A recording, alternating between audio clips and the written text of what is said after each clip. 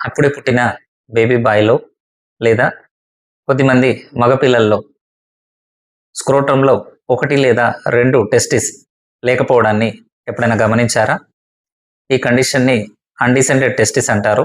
దీని గురించి ఈరోజు మరింతగా తెలుసుకుందాం. నేను మీ doctor Manoj Kumar Pasunuri, general and laparoscopic surgeon, Vasudeva hospital, Korutla. పిల్లాడు తల్లి గర్భంలో ఉన్నప్పుడు వృషణాలు కడుపులో ఉంటాయి. 9 నెలలు గడిచే కొద్దీ కడుపులో నుంచి గ్రాయిన్‌కి వచ్చి అక్కడి నుంచి స్క్రోటంలోకి చేరుతాయి.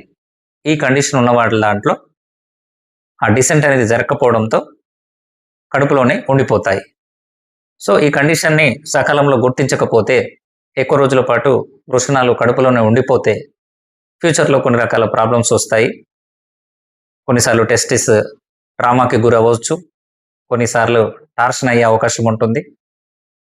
అక్కడ ఉన్నటువంటి టెస్టిస్ కడుపులో ఎక్కువ ఉష్ణోగ్రతకి ఎక్కువ రోజుల పాటు గురవ్వడంతో ఫ్యూచర్లో ఇన్ఫర్టిలిటీ రిస్క్ అనేది వస్తుంది.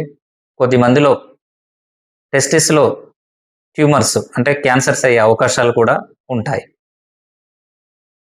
అప్పుడు పుట్టిన బిడ్డల్లో, మగపిల్లల్లో ఇలాంటి కండిషన్ చూసినప్పుడు పీడియాట్రిక్ సర్జన్ని కన్సల్ట్ చేయండి. చాలా వరకు 6 మంత్స్ వరకు వెయిట్ చేస్తారు. కొద్ది మందిలో 6 మంత్స్ కల్లా అవి తిరిగి స్క్రోటంలోకి చేరుకుంటాయి.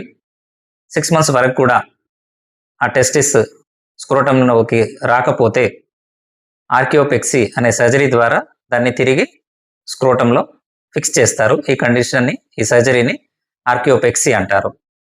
సో ఇలాంటి కండిషన్ ఉన్నవారు వీలైనంత త్వరగా డాక్టర్ని సంప్రదించి సరైన చికిత్స తీసుకొని ఫ్యూచర్లో వచ్చేటటువంటి ఈ రిస్క్లన్నిటిని అవాయిడ్ చేయాలి. Thank you.